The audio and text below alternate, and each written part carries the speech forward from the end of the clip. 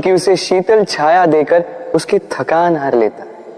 इस संसार में यदि आपको सम्मान पाना है तो पीपल की भांति ही बनना होगा। कुछ देना सीख, आनंद, सुख, शीतलता बांटना सीखो और कांटों की भांति कभी किसी को कष्ट ना दो। सम्मान स्वयं चल के आपके पास आएगा और मन प्रसन्न होकर बोलेगा, राधे राधे। हम सब ये मानते हैं कि हमें जीवन में कभी न कभी किसी न किसी स्थान पर प्रेम होता ही, फिर चाहे वो माता पिता को संतान से हो, ज्ञानी को ज्ञान से हो, किसी कलाकार को कला से हो, आदि इत्यादि। किंतु क्या वास्तव में ये प्रेम ही है? मोह भी तो हो सकता है। अब आप पूछेंगे कि प्रेम और मोह में अंतर क्या? अंतर है बंधन का, जो आपको बांधे वो मोह है, प्रेम नहीं। प्रेम वो जो आपको मुक्त कर विकास की ओर भेजे। चलो आपको एक उदाहरण देता हूं। कुछ माता पिता अपनी संतान को किसी अन्य नगर में पढ़ने के लिए भेज नहीं पाते, अपनी संतान को उसके मित्रों के साथ खेलने के लिए भेज नहीं पाते, चिंतित रहते हैं कि कहीं उनकी संतान को पीड़ा ना पहुंचे और इसीलिए उसे बांध के रखते हैं। ये प्रेम नहीं है, ये मोह है। क्योंकि यदि ये प्रेम होता तो वो चाहते कि संतान माता पिता की छांव से बाहर निकलकर इस संसार को देखे, उसे समझे, उससे ज्ञान ले, अपनी अनुभवों से सीखकर अपना स्वयं का एक व्यक्तित्व बनाए। स्मरण रखिएगा, मोह से भय पैदा होता है और प्रेम से केवल आनंद। इसीलिए बांधिए मत, मुक्त कीजिए, क्योंकि यही प्रेम है। राधे राधे। संसार में संबंध बहुत ही महत्वपूर्ण होते हैं। अब प्रश्न ये उठता है कि संबंध कैसे होने चाहिए। संबंध शब्द के प्रारंभ में ही सम शब्द आता है। सम अर्थात समानता। तो किसी के साथ संबंध निभाते हुए इतना मत झुकिए कि उठने के लिए किसी के सहारे की आवश्यकता पड़ जाए। स्मरण रखिएगा, जो झुकाना चाहे वो कभी संबंध निभा नहीं पाएगा।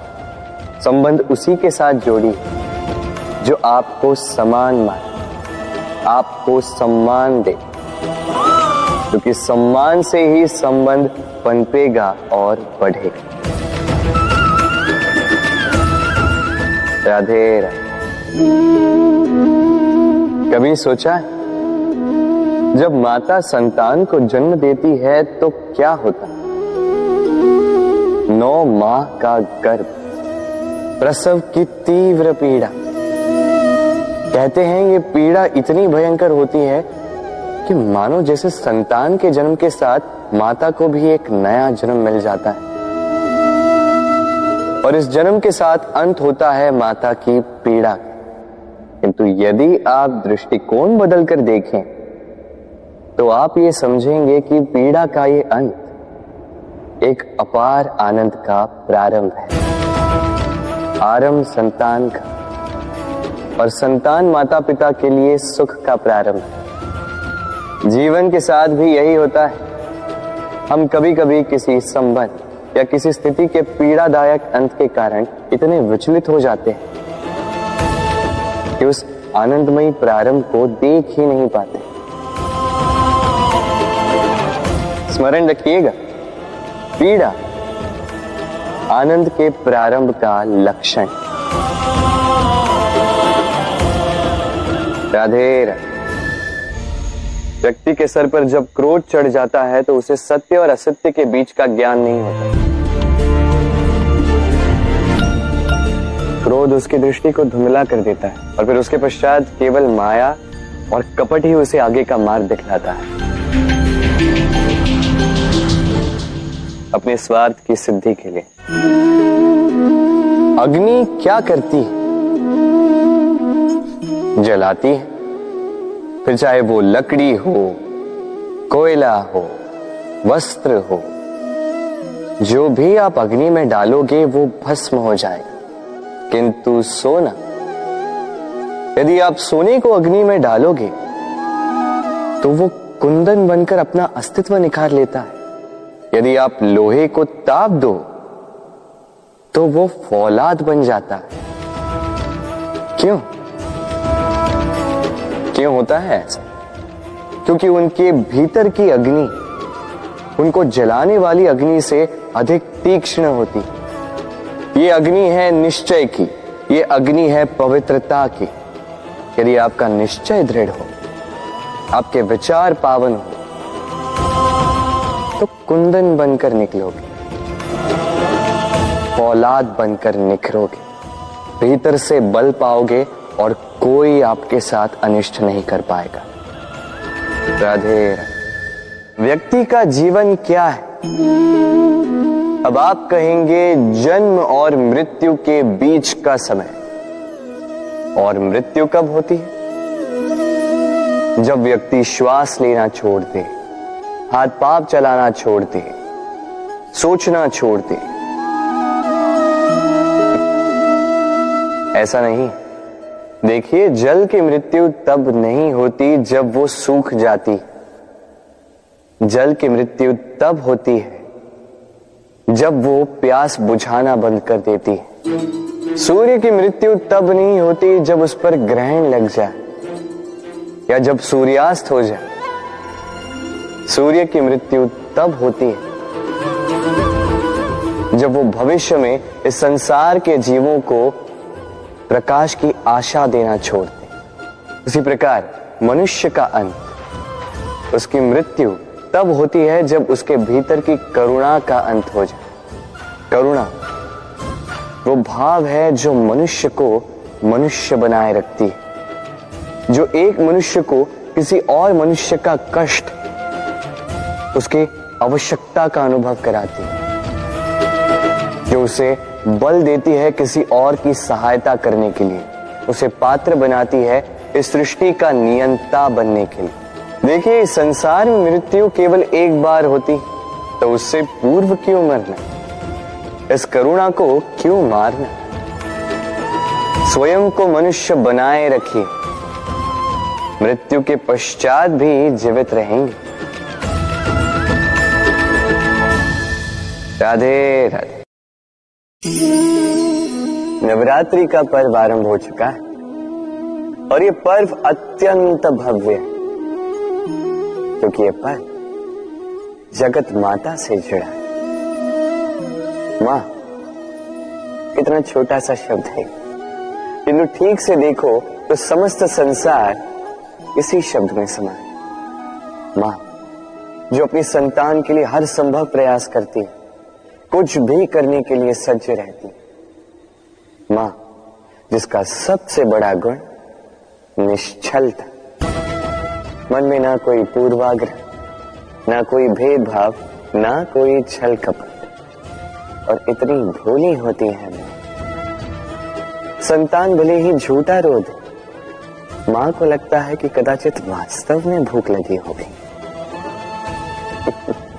मां चाहे जन्म देने वाली हो, चाहे पालने वाली, स्वर्ग, ये स्वर्ग हमें मां के चरणों के नीचे ही प्राप्त होता है।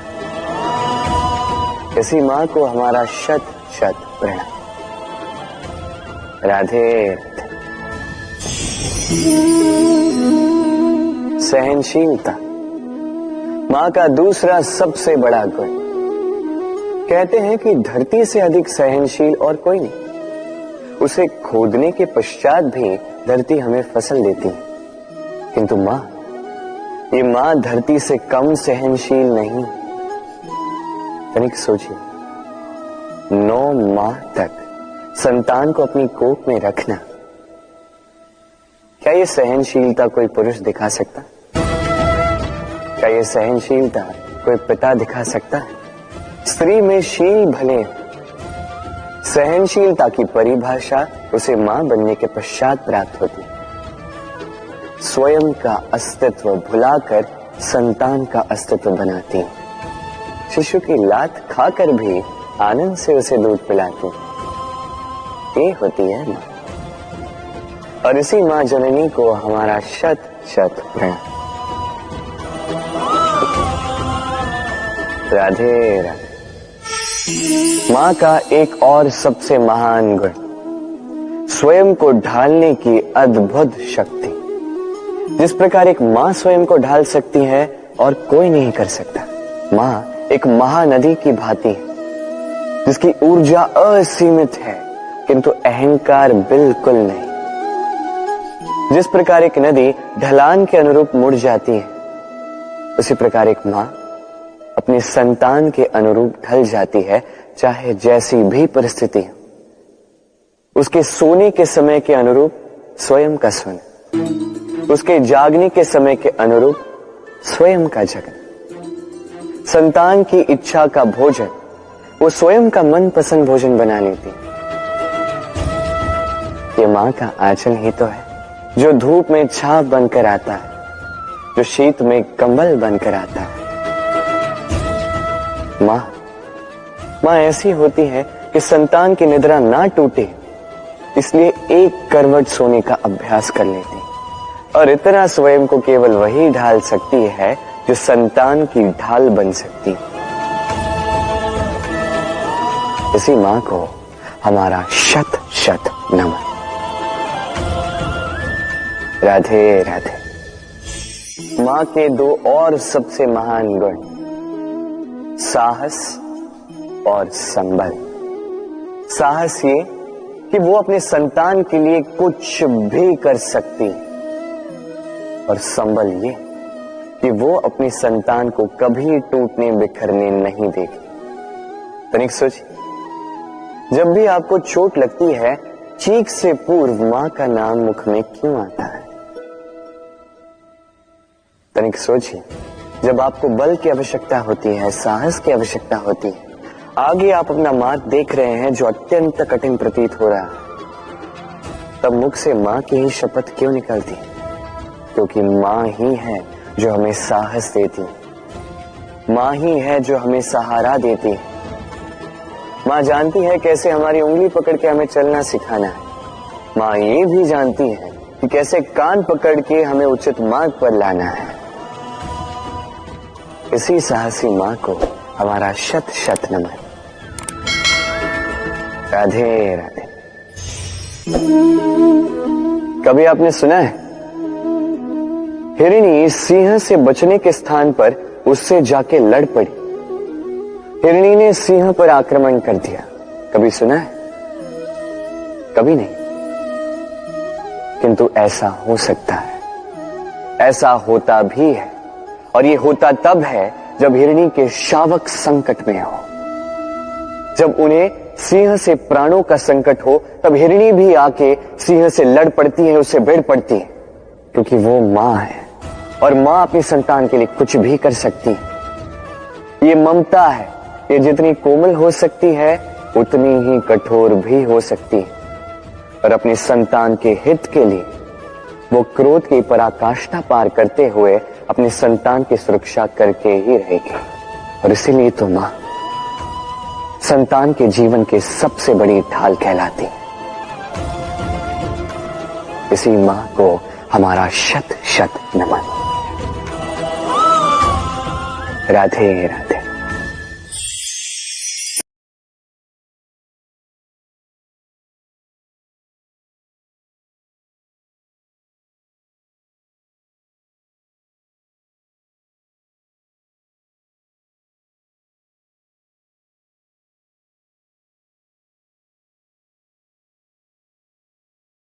जीवन में जब भी हमारे समक्ष संकट आता है तो हमारे पास दो मार्ग होते हैं।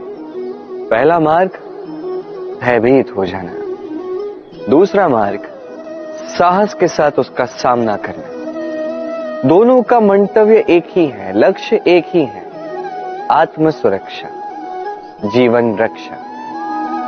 किंतु भय को दुर्बल माना जाता है और साहस को आपका बल माना जाता है। कारण यह है कि भय ये केवल एक प्रतिक्रिया है, वही साहस ये एक निश्चय, एक प्रतिबद्धता है। और साहस के साथ यदि संकट का सामना आप करोगे तो हो सकता है उस संकट का सदा सदा के लिए आप दमन कर दो। क्योंकि संकट जब आता है सर्वप्रथम हमारा द्वंद होता है यहां मन। उस संकट का सामना हम यहां करते हैं।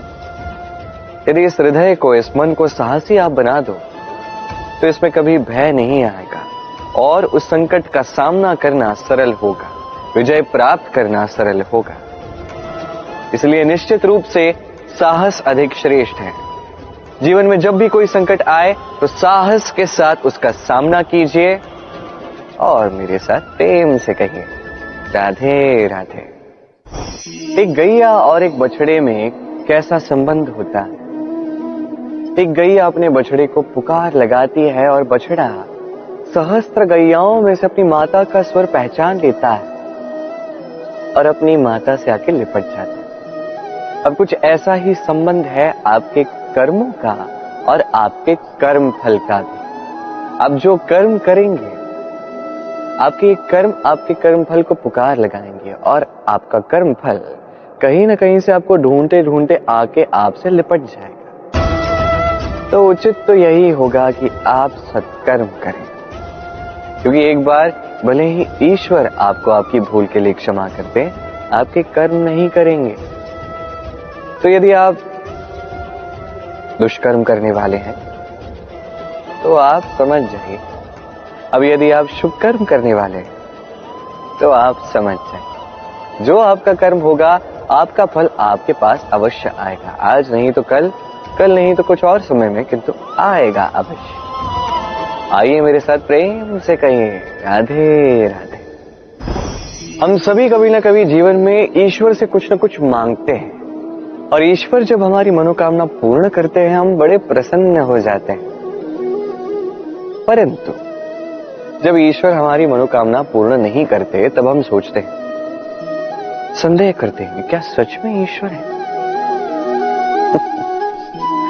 आपको एक बात बता दूं, यदि आपने ईश्वर के समक्ष अपनी इच्छा रखी, अपनी मनोकामना रखी और ईश्वर ने वो पूर्ण कर दी, इसका अर्थ यह है कि ईश्वर जानते हैं कि आपको इसकी आवश्यकता है। किंतु यदि आपने कामना की और वो पूर्ण नहीं हुई तो बस इतना स्मरण रखिए, ईश्वर वो सब देख सकते हैं जो आप नहीं देख सकते। दूसरा कारण ये है कि ईश्वर ये बात भली भांति जानते हैं कि जो इच्छा आप रख रहे हैं वो इच्छा आप स्वयं अपने बल पर पूर्ण कर सकते हैं। तो यदि आपकी इच्छा ईश्वर पूर्ण करते हैं तो उन्हें धन्यवाद कहिए, यदि इच्छा पूर्ण नहीं करते हैं तो और भी धन्यवाद कहिए, क्योंकि वो आपके लिए या तो अच्छा कर रहे हैं या तो आपको उतना योग्य समझ रहे हैं कि आप स्वयं अपनी इच्छा, अपने स्वप्न पूर्ण कर सकते हैं। अपना कर्म करते जाइए, जीवन में आगे बढ़ते जाइए और मेरे साथ प्रेम से कहिए राधे राधे। आम और नीम दोनों ही अपने अपने स्थान पे अत्यंत विशेष, अत्यंत श्रेष्ठ। आम हमारी शक्ति बढ़ाता है, वही नीम रोगों से लड़ने की हमारी क्षमता बढ़ाता है। अब आम अत्यंत मीठा होता है और नीम कड़वा होता है। अब क्या इस कारण से नीम को निराश हो जाना चाहिए या स्वयं से घृणा करनी चाहिए कि वो कड़वा है? कदापि नहीं। देखिए, नीम कड़वा है, इसमें नीम का कोई दोष नहीं है, दोष जिह्वा का है। इसे मीठा भाता है और कड़वा नहीं भाता। किंतु यदि आप नीम का उपयोग अपने जीवन में नहीं करोगे तो रोगों से लड़ने की आपकी क्षमता बढ़ेगी ही नहीं। तो नीम तो है अत्यंत महत्वपूर्ण। इससे आपको क्या सीख मिले? यही कि कभी भी जीवन में किसी और के मापदंडों पे स्वयं को मत परखिए। आपकी योग्यता, आपकी विशेषता, आपके गुण अवगुण ये स्वयं आप समझ जाइए, इतना ही पर्याप्त है। आइए और मेरे साथ प्रेम से कहिएगा राधे राधे। क्या आपने कभी कुएं से जल निकालते हुए किसी को देखा है? एक पात्र को रस्सी से बांधा जाता है, उसे कुएं में डाला जाता है, खींच के तब जल प्राप्त होता है। सरल सी बात है, परंतु कभी ये सोच के देखिए, कुएं में पात्र डालने के पश्चात यदि पात्र सीधा ही रहे तो वो जल में प्रवेश कर ही नहीं सकता। ना जल उस पात्र में प्रवेश कर सकता है, उस पात्र को झुकना पड़ता है, तब जाके जल उसमें प्रवेश करता है, तब जाके खींच के आपकी प्यास बुझती है। अब इसमें जीवन की एक अमूल्य सीख छिपी है, एक सीख जो संसार के हर एक व्यक्ति के लिए महत्वपूर्ण है, और उस सीख का नाम है विनम्रता। संसार में हर एक व्यक्ति को विनम्र होना चाहिए। आप स्वयं को विनम्र बना दीजिए, आपको बड़ों का आशीर्वाद भी प्राप्त होगा, सफलता का साथ भी प्राप्त होगा। आप विनम्र नहीं, कुछ भी टिकेगा नहीं। तो विनम्र रहिए और मेरे साथ प्रेम से कहिएगा, राधे राधे। कभी आपने सोचा है कि वो क्या है जो आपको आगे बढ़ने से रोकता है? जैसे कि आप मार्ग से चल रहे हैं, पांव में मोच आपको आगे बढ़ने से रोकती है। वैसे ही जीवन में छोटी सोच आपको आगे बढ़ने से रोकती। देखिए, यदि एक चाक है जो टूटी हुई है, वो आपको मिट्टी के पात्र नहीं बनने देते। उसी प्रकार किसी से ईर्ष्या करना आपको महान नहीं बनने देता। मैं ऊंचा हूं और वो नीचा है, ये विचार कभी आपको ऊंचे उठने नहीं देता। मन से सारे विकार, ईर्ष्या, मोह, लोभ, लालच सब निकाल फेंकिए। इस सोच को बड़ा कीजिए, सकारात्मकता लाइए और पूर्ण समर्पण से कर्म करते जाइए। महानता और सफलता दोनों आपके कदम चूमेंगे। तो आइए और मेरे साथ प्रेम से कहिएगा, राधे राधे। जीवन में जब भी हम किसी ऐसे मार्ग पर चलना चाहते हैं जिस पर कांटे हैं, छोटे कंकड़ हैं जो चुभ सकते हैं, तो हम क्या करते हैं? हम पादुकाएं पहनते हैं और तत्पश्चात हम बड़ी सरलता से उस मार्ग से चल के जा सकते हैं। किंतु यदि पादुका और पांव के बीच कोई छोटा सा कंकड़ आके फंस जाए तो हम कोमल से कोमल मार्ग को भी नहीं पार कर सकते। कुछ समझे आप? इसका सार यही है कि हम बाहरी युद्ध जीत सकते हैं, वहां पे सफल हो सकते हैं, किंतु उससे भी कहीं अधिक महत्वपूर्ण और कहीं अधिक कठिन आंतरिक युद्ध होते हैं, आंतरिक कठिनाइयां होती हैं। लोभ, मोह, क्रोध, लालच, भय, यदि ये आपके भीतर है तो आप संसार के किसी भी स्तर तक पहुंच जाइए, कितना भी बड़ा युद्ध जीत जाइए, आपको संतुष्टि नहीं मिलेगी। तो सर्वप्रथम स्वयं को सुधारें, तत्पश्चात इस संसार को जीतें और उससे पहले मेरे साथ प्रेम से कहें, राधे राधे। कभी कभी हम किसी कार्य को आरंभ करने के विषय में सोचते हैं, फिर और सोचते हैं, फिर और सोचते हैं, सोचते ही रह जाते हैं। देखिए, ये अनुचित नहीं कि हम किसी कार्य को आरंभ करने से पूर्व उसके विषय में सोच विचार करें, उसे समझें, ठीक है, किंतु सारा समय इसी में व्यर्थ करना उचित नहीं है। यदि आपने अधिक समय लगा दिया तो समय आपसे रुष्ट अवश्य होगा, और क्यों ना हो, आप समय को नष्ट कर रहे हैं, ये उचित नहीं। देखिए, निश्चित रूप से सोच विचार कीजिए, आकलन कीजिए, पूर्ण रूप से कीजिए, किंतु ये भी स्मरण रहे कि उस उचित समय में आपको कर्म आरंभ करना है। सोचते ही रहोगे तो कर्म आरंभ नहीं कर पाओगे। और ये समय अत्यंत बलवान है, इसका सम्मान करोगे तो ये आपका साथ देगा, नहीं करोगे नहीं देगा। आइए इस समय का सम्मान करें और मेरे साथ प्रेम से कहें, राधे राधे। कई बार ऐसा होता है कि हमारे अच्छी मंशा पर, अच्छे विचारों पर, अच्छे कर्मों पर लोग संदेह करते हैं, प्रश्न उठाते हैं, प्रमाण मांगते हैं, शुद्धता की परीक्षा देने को कहते हैं, और तब निश्चित रूप से दुख होता है। हम सोचते हैं कि यही जीवन है। इतना अच्छा सोच के भी, शुभ कर्म करके भी लोग हम पे ही संदेह करते हैं। दुख तो होता है, किंतु दुखी होने की आवश्यकता नहीं। क्यों नहीं है? क्योंकि यदि कोई आप पर संदेह करता है तो उन्हें करने दे। संसार में क्या होता है देखिए, संसार में स्वर्ण की शुद्धता को ही परखा जाता है, कोयले की कटुता को नहीं। आप स्वर्ण हैं तो आपकी शुद्धता को परखा ही जाएगा, वो तो होना ही है।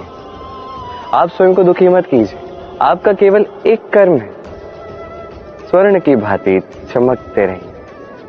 संसार को आपके सोच विचार, आपके कर्म का, आपकी शुद्धता का प्रमाण मिलता ही रहेगा।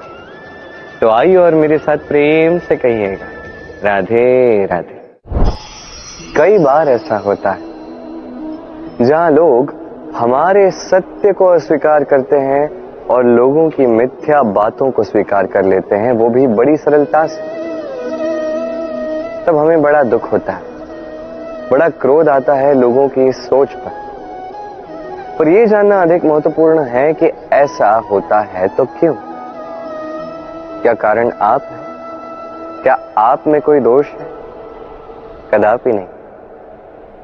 कारण यह है कि सत्य, इस सत्य का मूल्य कहीं अधिक है। इतना अधिक है कि कई बार बड़े से बड़ा धनी भी इसका मूल्य चुका नहीं सकता। वहीं बात की जाए यदि मिथ्या की, तो इसका मूल्य बहुत छोटा है, बड़ी सरलता से इसलिए मिथ्या सब में बिक जाता है।